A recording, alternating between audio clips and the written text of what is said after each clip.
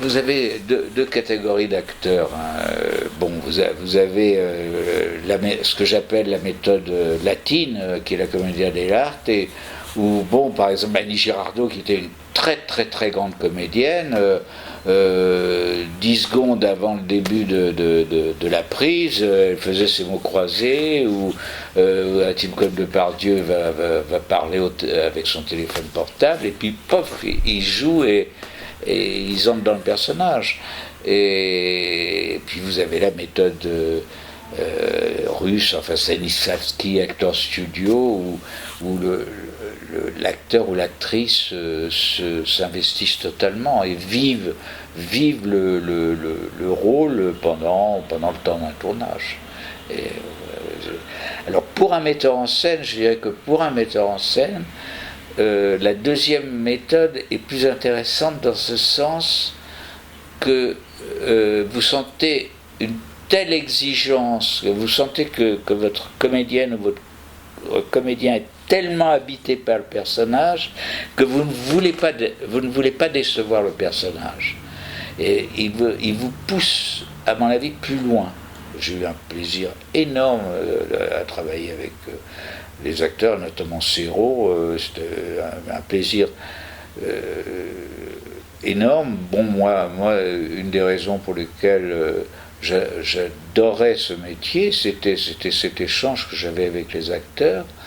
Et on m'avait dit, je me souviens, peu de temps avant que je tourne en toute innocence, un de mes collègues m'avait dit, oh là, tu vas tourner avec Serrault, mon pauvre, tu verras, c'est terrible, etc.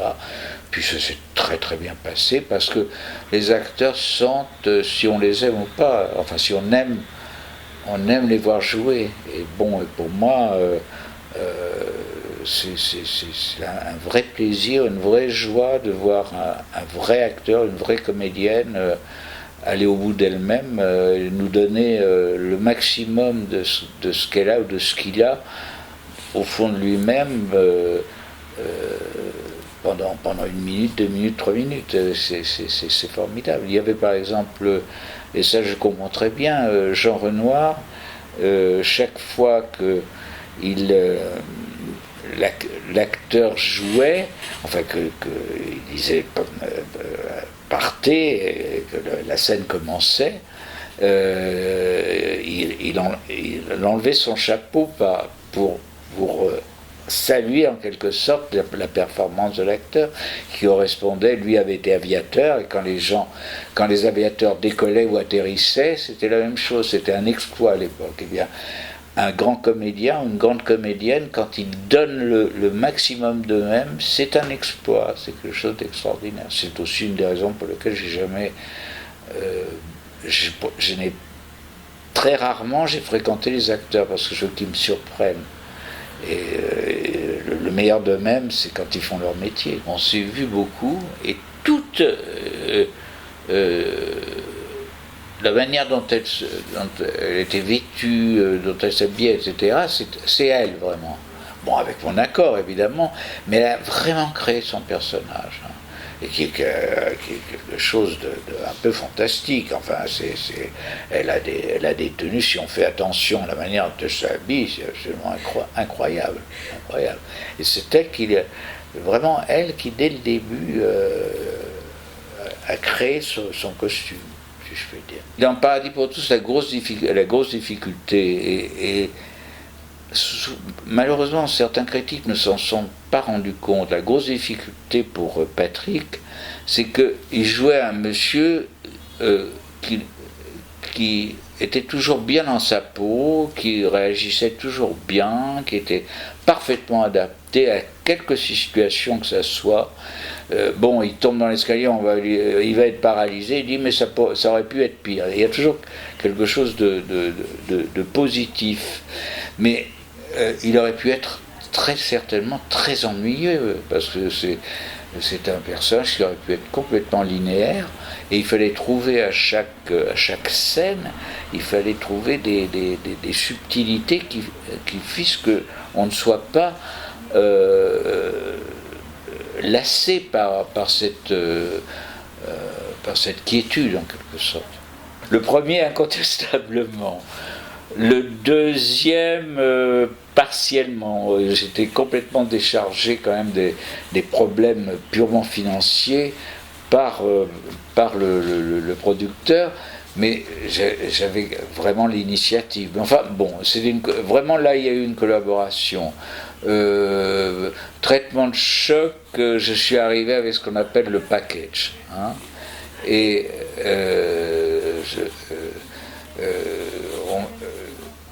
on m'a proposé, je suis arrivé avec l'accord d'Annie Girardot. Et c'est à partir de ce moment-là, parce que c'est un déclic quand même très très important pour un metteur en scène et un producteur, c'est d'avoir à un moment vraiment envie de tourner le film parce qu'on a un acteur qui correspond exactement à l'idée que vous faisiez du personnage. Par exemple, pour Paradis pour tous, j'ai pris des risques absolument énormes. Le jour où Patrick a eu envie de faire le film, j'aurais fait le film quoi qu'il arrive. Bon, pour Traitement de choc, on m'avait proposé plusieurs comédiennes qui me disaient pas grand-chose.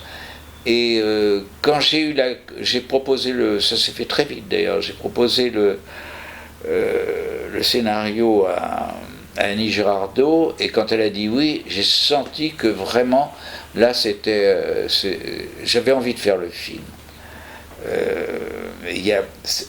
Si je suis quand même très lucide avec moi-même, il y a un film qui était prémonitoire aussi, mais qui n'a pas été tourné,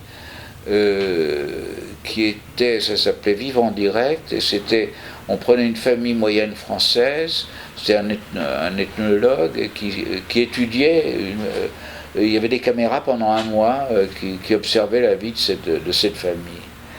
Et je n'ai pas trouvé les acteurs j'aurais eu un acteur qui m'aurait convaincu, j'aurais tourné le film. Et puis finalement, ça s'est pas fait. Mais Delon, je crois qu'il a participé à la production si je ne m'abuse, de Traitement de choc, non? Non, c'était une clause de style, c'est-à-dire qu'en fait, il avait des pourcentages sur le film. Alors donc, c'était sa société de production qui... Non, le producteur, c'était Raymond Danon, incontestablement. Donc là, vous avez travaillé avec un autre producteur? Oui, mais j'étais coproducteur. J'ai toujours des intérêts sur le film. En toute innocence, c'était plus un film de producteur, où je voulais montrer que j'étais capable de faire un film classique, un peu pour rassurer mes financiers, voilà. En fait, j'aurais adoré faire des films comiques. Bon, alors, c'était vraiment très curieux, parce que La vie à l'envers, je vous assure, je pensais que je ferais rire. Alors, de temps en temps, on sourit, mais enfin, c'est quand même un film très angoissant. Bon. En revanche, dans le Jeu de massacre, je pousse justement c'est un film qui fait souvent rire, et c'était toujours quand même pas mon but principal, mais enfin c'est une chose que j'ai toujours aimé. J'aimais faire sourire quand même, une ironie. Pas être trop dupe quand même. Paradis, c'est très drôle. Le fait, la première chose qui me fait rire, c'est quand il tente de se suicider et qu'il est sauvé par le V d'assurance vie. Oui. C'est hyper drôle. Oui, mais enfin alors cela dit, c'était moins drôle parce que cette scène, j'étais en train de la mixer. C'est au moment où on m'a annoncé la mort de Patrick au téléphone. Il y a un journaliste qui m'a appelé, j'étais en place studio de mixage, je mixais cette scène, on m'a appris le suicide de Patrick. C'était vraiment... ça tombait vraiment pile. C'est très bizarre, la vie est bizarre. La manière dont Patrick a accepté, c'est que ça faisait partie de sa vie. Hein. Le suicide était en lui, hein, incontestablement. Et on m'a beaucoup reproché, on m'a dit que les journalistes qui ont eu le culot de dire que c'est moi qui l'avais poussé au suicide, quand même. On s'accordait très très bien, On a sur Paradis pour tous, ça a été au début très dur parce que on n'y arrivait pas, on avait pris le point de vue du médecin et on n'y arrivait pas. On n'y arrivait pas. Et puis un jour, il y a eu le déclic, j'ai pensé, je me suis dit, mais dans le fond, ça serait beaucoup plus intéressant de prendre le point de vue du flashé. Et à ce moment-là, tout s'est mis en place. On avait une très bonne collaboration. Lui, il était carrément dans l'anticipation, André. Moi, un peu moins, si vous voulez. Mais enfin, on s'entendait très très bien avec André, sans problème. Là où il y a un film dans les collaborations que j'ai eues, on s'est assez bien entendu avec Takela pour Armageddon. En revanche, on s'est beaucoup amusé, mais je crois qu'on a moins amusé le spectateur. C'était avec Paul Gégaud. Alors c'est beaucoup amusé, mais on s'est trop amusé. Alors là, vraiment, c'était un très bon souvenir. On s'amusait énormément. Mais on n'a pas été assez rigoureux. Vraiment... C'est sur quel film? Comment? Ah, c'est Frankenstein. Ah oui. Oui. Là vraiment, écoutez, c'était très drôle parce que c'était... Alors, vous voyez, c'est intéressant de parler de la... Il fallait que je tourne un film, c'était parce que j'avais tellement de dettes, le seul moyen de m'en sortir, c'était d'en faire encore un peu plus. On n'arrête pas un tournage, quand les banquiers ne peuvent pas arrêter un tournage. Et donc, je me suis dit, tiens, je vais faire Frankenstein, et puis voilà. Mais ça n'a pas été assez travaillé, on aurait pu faire quelque chose de mieux. J'adore la musique brésilienne. Alors la musique brésilienne, je l'ai mélangée avec la musique africaine dans Traitement de choc. C'est sûrement une des musiques qui m'a le plus comblé. Parce que je trouve je monte le monde occidental, un monde de sauvages. Sauvage, entendons-nous. Un monde primitif. Donc il y a la musique africaine qui est très, très forte. Et comme il y avait des Portugais, on a mélangé la musique africaine et la musique brésilienne. Où on retrouve l'influence de la musique africaine dans la musique brésilienne. Et puis les autres films... oui, j'aime le jazz, incontestablement. Pour La vie à l'envers, c'était très curieux, La vie à l'envers, il y avait un disque de Mingus, de Thelonious Monk, qui pratiquement, il y avait quasiment le thème du film, une espèce de thème qui tournait en rond. Et le pauvre Jacques Loussier, je lui ai imposé exactement le rythme qu'il y avait dans ce disque de Thelonious Monk. Le Jeu de Massacre, c'était la grande période du pop art. Et donc là, on a pris un groupe du nord de l'Angleterre qui s'appelait Alan Bonset, et bon, on a joué là-dessus. Mais Loussier était très bien parce qu'il a dirigé un peu tout ça. Et puis, en toute innocence, j'avais envie d'avoir... c'était un peu une musique à la Satie. Enfin bon, mais ça change, hein. J'aime bien. Par exemple, si j'avais continué plus longuement ma carrière, si j'avais fait d'autres films, il y a un instrument que j'adore et que j'aurais sûrement utilisé, qui est l'orgue de cinéma. J'aurais eu envie d'avoir une musique d'orgue de cinéma, parce que je trouve qu'il y a un côté à la fois prémonitoire et en même temps très folklorique. Voilà. Bon, j'ai adoré Rosemary's Baby, je trouvais que c'était un film formidable. Her, pour moi, c'est vraiment un film que j'aurais rêvé de faire. Vraiment, je trouvais exceptionnel.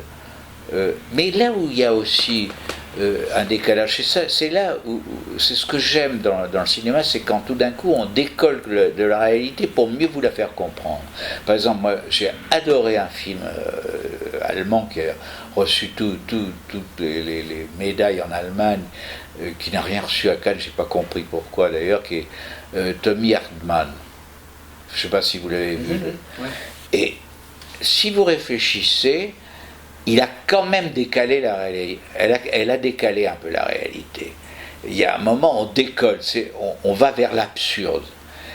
Et on va un peu plus loin que la réalité. Mais ça pourrait arriver en même temps.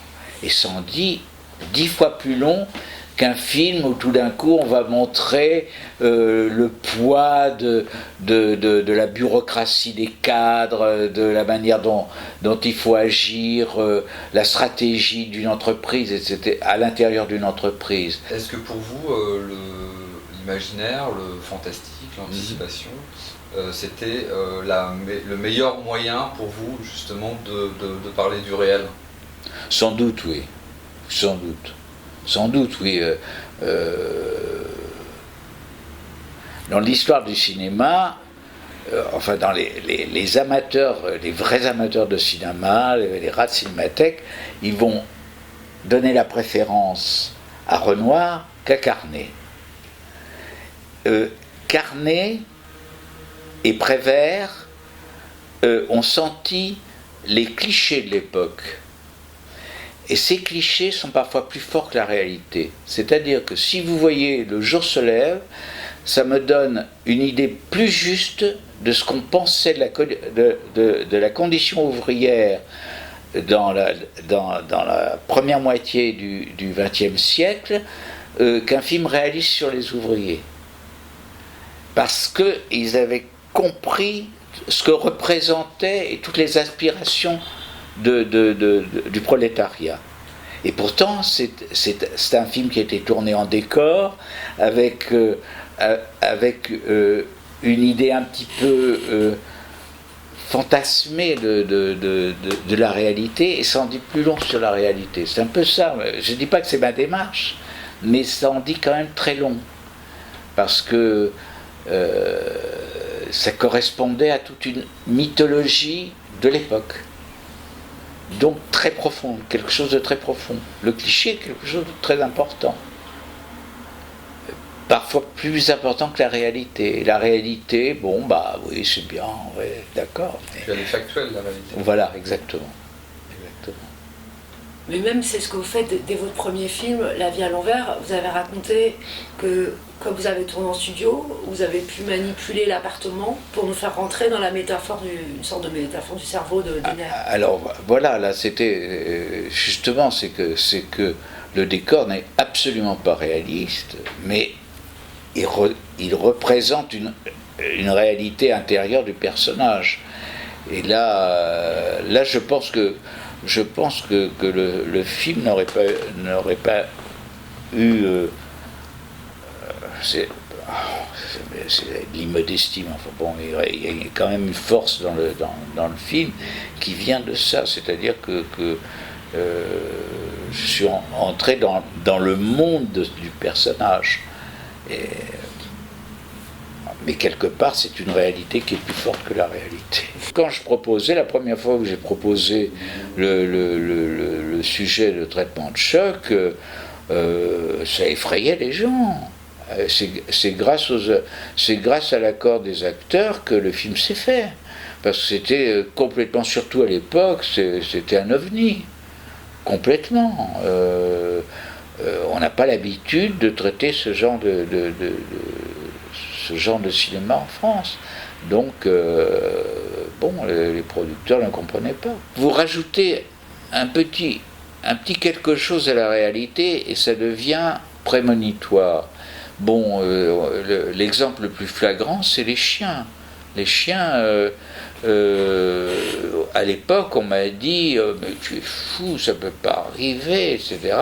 Puis en réalité, c'est arrivé Là maintenant, si vous voulez avoir un Rottweiler, il vous faut un permis, il faut que vous sachiez éduquer le chien, etc. Parce qu'il y a eu trop d'accidents. Donc j'avais raison à l'époque. C'est sorti peut-être un petit peu trop tôt. Et maintenant, bon, ça fait partie de notre réalité. C'est ce qui me passionne. C'est ce qui me passionne.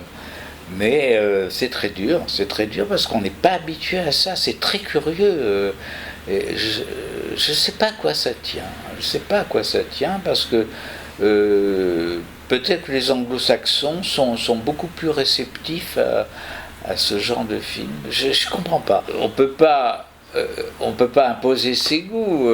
Il y a de très beaux films. Bon, je pense pas qu'on ait vécu l'année qui a passé, pas exceptionnelle, je pense pas. Mais il y a de très bons films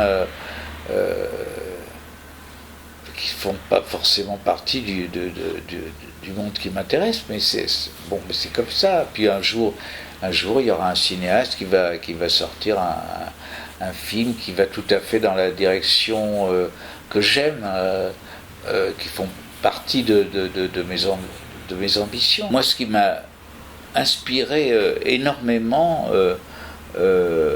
dans mon cinéma, c'est Kafka.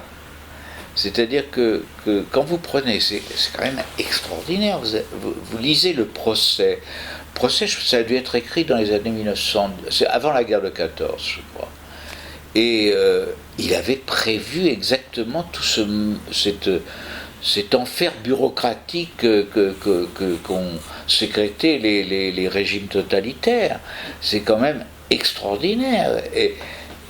Et c'est la réalité, mais il y a un petit quelque chose qui fait que ça s'est décalé, et grâce à ce décalage, on prévoit ce qui va arriver dans quelques décennies. Alors justement, est-ce que votre inquiétude finalement vis-à-vis du monde, est-ce qu'elle est là votre véritable source d'inspiration? Oui, incontestablement. C'est certain.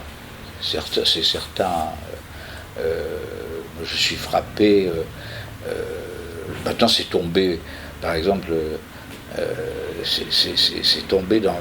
C'est l'usage courant. Vous savez, vous prenez la théorie psychanalytique, ça fait tellement partie de notre vie que, bon, on ne peut pas parler du complexe d'Édipe, c'est devenu un cliché.